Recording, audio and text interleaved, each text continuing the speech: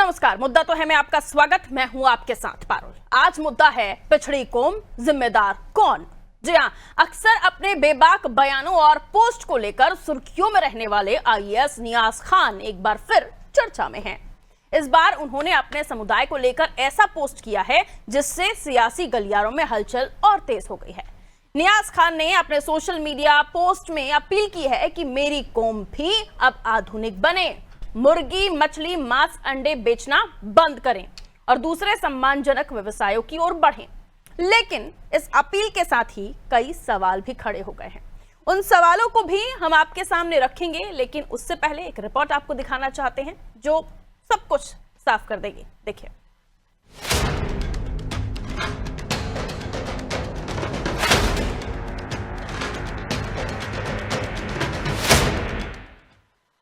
IAS नियाज खान का ये post अब बहस का मुद्दा बन चुका है।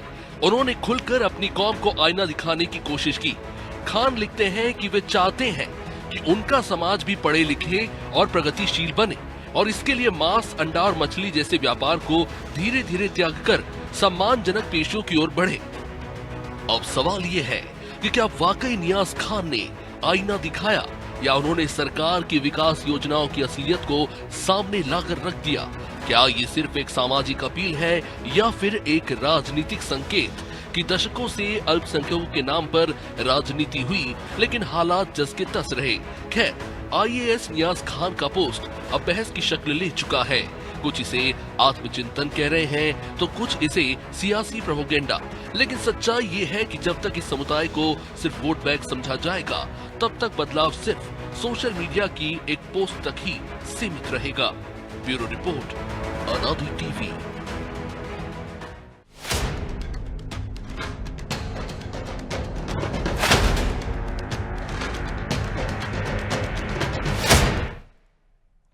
तो मुद्दे पर चर्चा शुरू करें उससे पहले आज के सवाल जो आपके लिए जानना जरूरी है, जिसके इर्द गिर्द ये चर्चा रहने वाली है, आइए आपके सामने।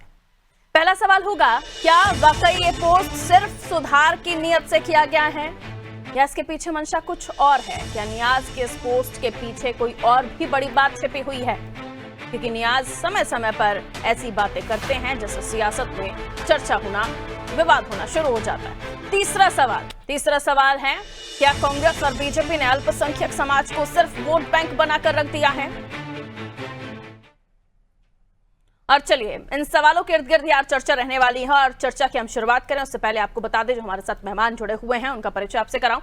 बीजेपी से हमारे साथ अजय जी जुड़े हुए हैं, बहुत स्वागत करती हूँ अजय जी आपका। कांग्रेस से हमारे साथ टीकाराम कोष्टा जी जुड़े हुए हैं, आपका भी स्वागत करती हूँ सर। और परिजादा तौकीर निजामी साहब हमारे साथ जुड़े हुए मुस्लिम स्कॉलर हैं। परिजादा साहब आपका भी स्वागत। सबसे पहले परिजादा जी आप ही से शुरुआत करती हूँ। ये कहा जाता है कि जो नियाज साहब समय समय पर बातें कहते हैं लेकिन समाज के लिए भी कहते हैं, कई बार कुछ चीजें बदलने के लिए भी कहते हैं। लोगों का कहना है कि वो अपनी कौम में कुछ चीजें बदलना चाहते हैं क्योंकि वो चाहते हैं कि कुछ सुधार हो और जिस तरीके से देश आगे बढ़ रहा है उस तरीके से उनकी कौम भी आगे बढ़े। लेकिन जब भी वो बयान देते हैं तब लोगों का ये मानना होता है कि वो राइट विंग यानी कि बीजेपी के एजेंडा को फॉलो कर रहे हैं, उनकी विचारधारा को फॉलो कर रहे हैं। लेकिन यहाँ उन्होंने अपनी कौम को वाकई उनको आगे बढ़ाने के लिए, उत्थान के लिए ये बात कही है। लेकिन यहाँ जुड़ता है फिर व्यवसाय भी। तो क्या ये असम्मानजनक व्यवसाय है? ये भी अब जो पोस्ट है उसके बाद से कई कमेंट्स आना शुरू हो गए हैं। आपका इस पर क्या सोचना है?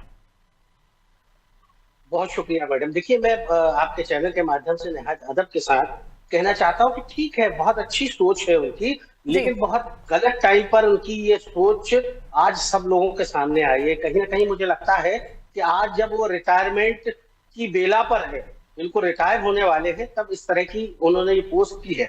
कहीं ना कहीं मैं उनकी इस पोस्ट से सहमत हूँ, क्योंकि उन्होंने मुस्लिम समाज के लोगों का वो वाले मुद्दे को छूने की कोशिश की है जो मुद्दा आजादी से लेकर अभी तक कहीं ना कहीं गोल गोल घूम रहा था। और इसके लिए सबसे ज्यादा दोषी कांग्रेस है, क्योंकि कांग्रेस ने ही हमारे वोटों को लिया, हमारा दोहन किया, लेकिन किसी भी कीमत पर मुस्लिम समाज के लोगों का उत्थान नहीं किया, उनको आगे नहीं बढ़ने दिया। और मैं तो ये कहता हूं कि साजिश के तहत मुस्लिम समाज के लोगों से शिक्षा के अधिकार को अगर किसी ने छीना है तो वो है कांग्रेस पार्टी।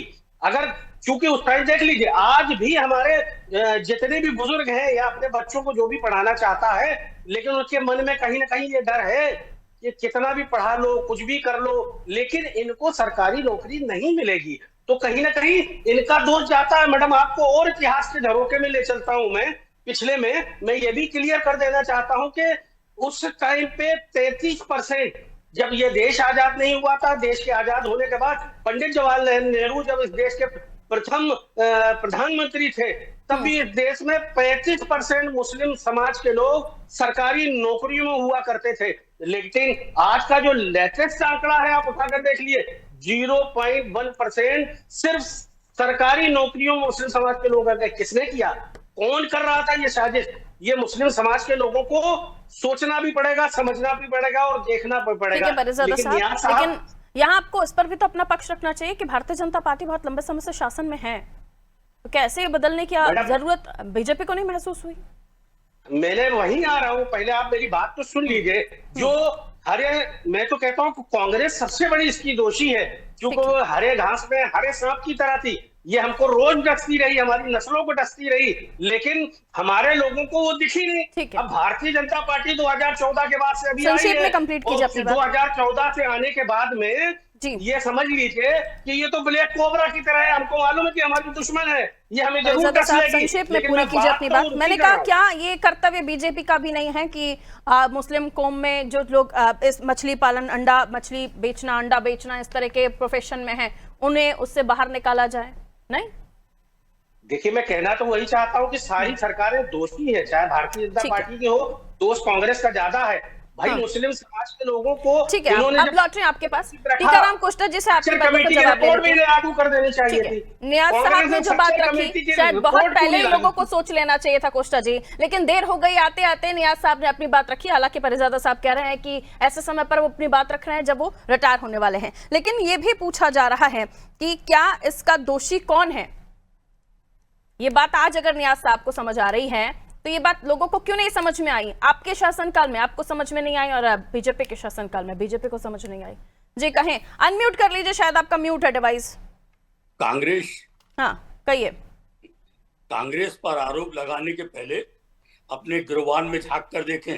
कांग्रेस ही एक ऐसी पार्टी है जिन्होंने स्वतंत्र भारत के प्रथम शिक्षा मंत्री डॉक्टर अब्दुल कलाम आजाद को बनाया और उन्होंने प्रथम राष्ट्रपति भी पहले आप डॉक्टर जाकिर परिजादा साहब एक मिनट फर्स्ट क्वेश्चन है, पहली बारी में हम बात कर रहे हैं। परिजादा साहब अभी बीच में नहीं, अभी बीच में मैडम, लेकिन जो झूठ बोल रहे हैं नहीं रुकना होगा। आप काउंटर कीजिएगा अपनी बात पर अभी रुकना होगा। कहिए। भारत के प्रथम शिक्षा मंत्री डॉक्टर अब्दुल कलाम आजाद और मौलाना अब्दुल कलाम आजाद और इसी तरह से प्रथम राष्ट्रपति मुस्लिम समाज का डॉक्टर जाकिर हुसैन को कांग्रेस ने बनाया। कांग्रेस ने पूरे अवसर प्रदान किए और जो आज खुद ही बोल रहे हैं कि 35% नौकरी कांग्रेस के समय में मिली थी। हम पूछना चाहते हैं, 11 वर्षों से भारतीय जनता पार्टी सत्ता सरकार में है, कितने मुस्लिम को नौकरी दे दी भारतीय जनता पार्टी ने? सवाल तो उनसे करें ना, आप उनसे क्यों नहीं करते? आप नहीं, बिल्कुल उनसे भी सवाल होगा, लेकिन आपके 70 साल के शासनकाल का भी सवाल होगा। बिगाड़ने के उद्देश्य से हिंदू मुस्लिम की जंग छेड़ दी। कभी इस सिचुएशन से क्यों नहीं मुस्लिम देश का उबर पाया? ये सवाल तो आपसे भी होगा ना। कोई भी व्यापार हो, रोजी रोटी के लिए कोई भी व्यापार बुरा नहीं होता। अपना घर परिवार चलाने के लिए अपनी क्षमता के अनुसार हर व्यक्ति अपना व्यापार व्यवसाय करता है, नौकरी करता है।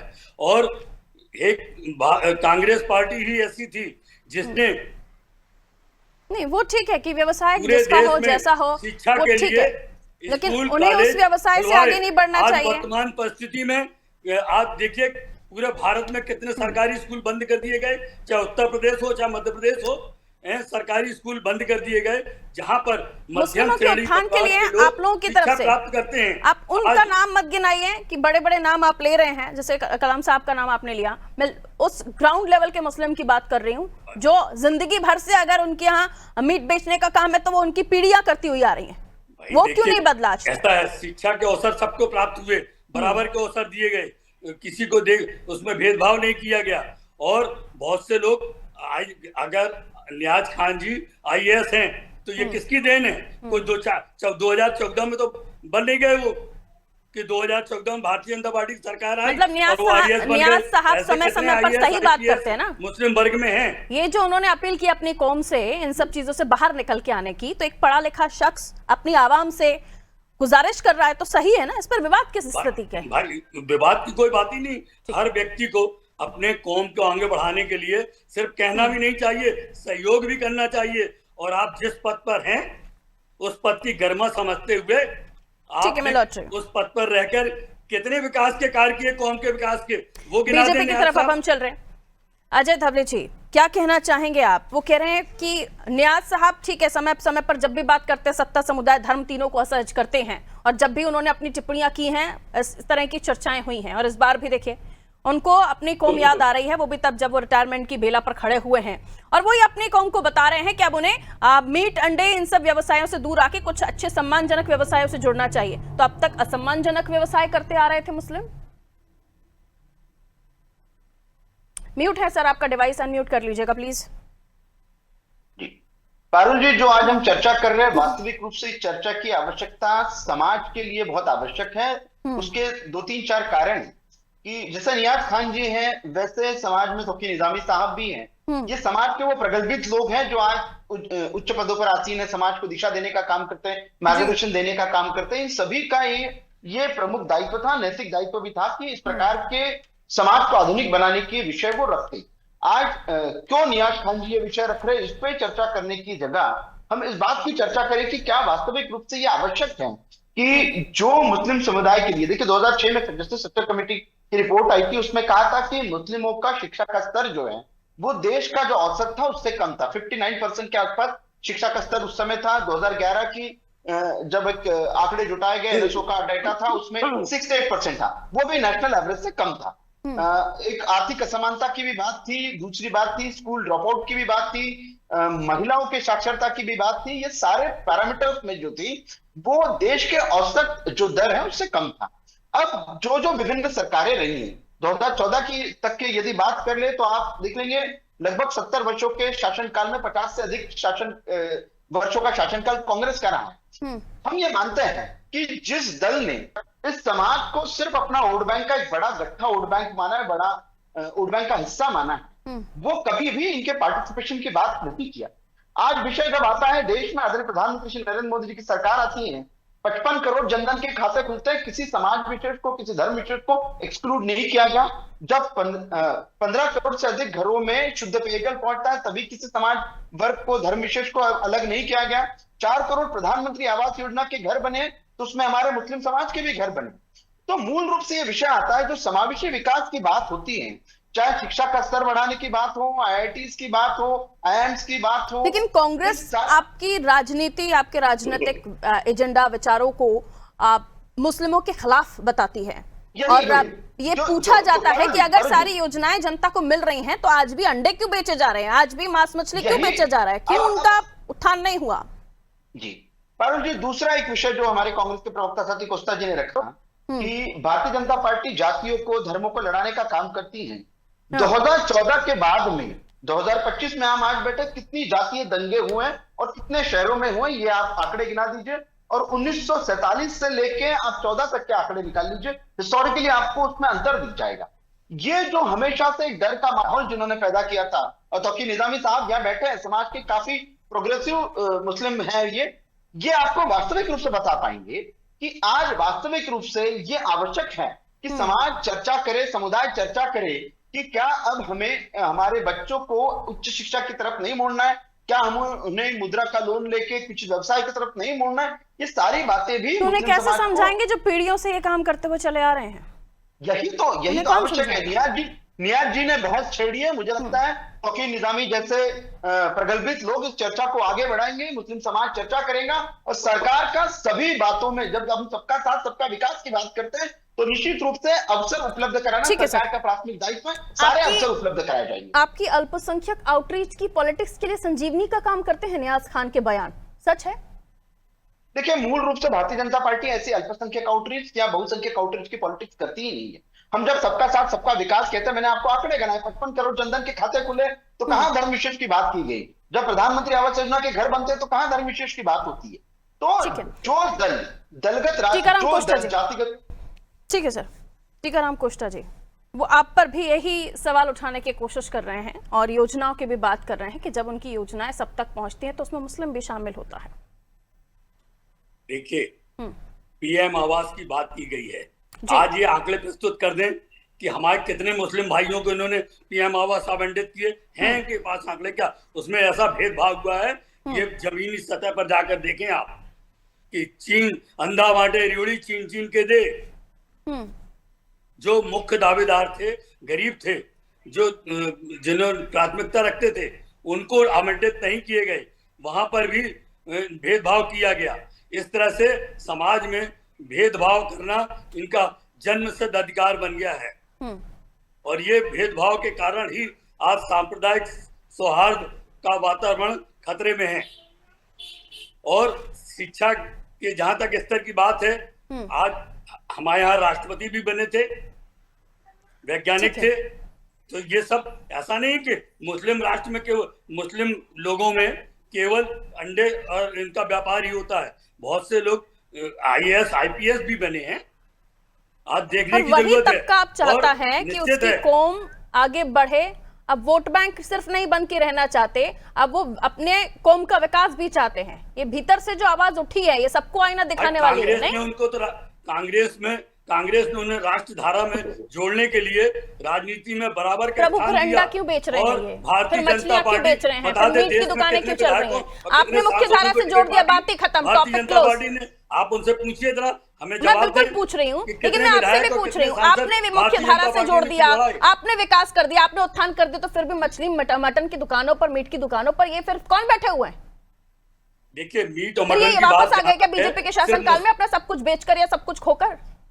केवल मुस्लिम लोग ही नहीं मीट मटन बेचते, और भी मैक्सिमम मैंने कहा जो पीढ़ियों से चले आ रहे हैं ऐसी हैं जो इसका व्यापार करती हैं। हाँ। तो ये स्वाभाविक है, जिसका जितना मतलब एजुकेशन होगा उस हिसाब से अपने घर परिवार को चलने के लिए व्यापार चुन लेता है। ठीक है, ठीक है। परिजादा साहब, क्योंकि इस टॉपिक को इसलिए भी बहुत महत्वपूर्ण माना जा रहा है क्योंकि ऐसे स्टेटस पर हम आकर इसको चर्चा कर रहे हैं, ऐसी स्थिति में चर्चा कर रहे हैं जब हम देख रहे हैं कि भारतीय जनता पार्टी भी अपने पैर पसारना चाहती है, मुस्लिम वोट बैंक को साधना चाहती है, उनकी भी तरफ से अलग अलग तरह के कार्यक्रम होते रहते हैं।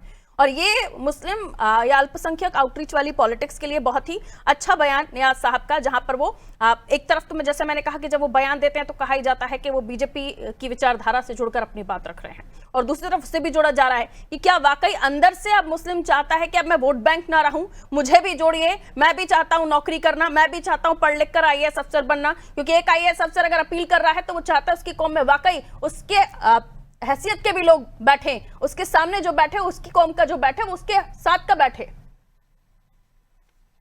बहुत शुक्रिया। देखिए, मैं वही कह रहा हूं, मूल मुद्दा वही है, लेकिन हमारे टीकाराम जी कांग्रेस के जो है वो घुमा फिराकर बात कर रहे हैं। ये मैं इनसे ये पूछना चाहता था, जो आजादी से लेकर देश का मूल निवासी ये जो पसमानदा मुसलमान है, ये मुसलमान सारा के सारा सरकारी नौकरियों में होता, आज क्यों नदारत है?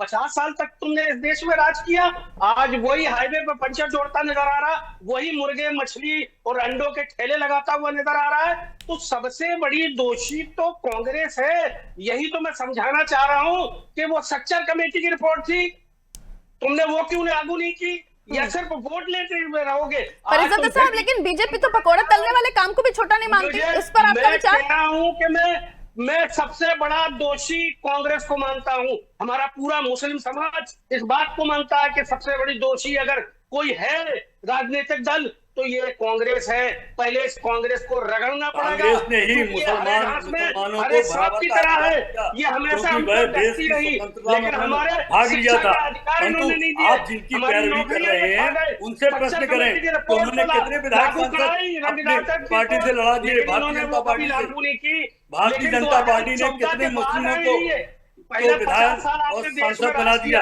पहले आप कितनों को मंत्री बना दिया? आप बताइए ना, ये रबर स्टैम्प जैसे आप जिसकी पैरवी कर रहे हैं उनसे प्रश्न नहीं करते आप, की वजह से जो पूरे आपके साथ देश में ये मुस्लिम समाज का हाल हो गया। आपको वो गुलामी की जंजीरें तोड़ दी है मुस्लिम समाज ने।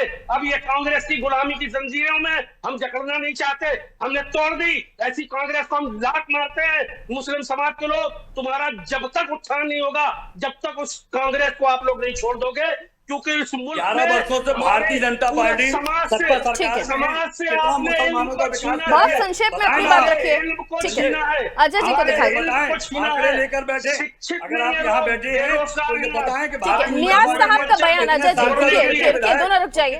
नियाज साहब का बयान अजय जी, एक अफसर, एक सरकारी अफसर इस तरह की बातें करता है और उसको अपने विचार रखना चाहिए, लेकिन कई बार निष्पक्षता का भी ध्यान रखना पड़ता है। अरे रुक जाइए परिजादा साहब, प्लीज रुकिए, please please calm down, 1 minute रुक जाइए। क्या उनका इस तरह से समय समय पर बयान देना ठीक है क्या? आप उस समय मुस्लिम समाज को दिया क्या है? कोष्टा साहब प्लीज रुकना पड़ेगा, बहुत लिमिटेड टाइम है मेरे पास, अब मैं आपके साथ नहीं जा पाऊंगी आगे। प्लीज अजय जी बोलना शुरू कीजिए, बाकी दोनों का ऑडियो डाउन कीजिए प्लीज। परिजादा साहब तू मामा की बहस में क्यों पड़ रहे हैं? रुक जाइए प्लीज, जल्दी से अपनी बात कीजिए अजय जी।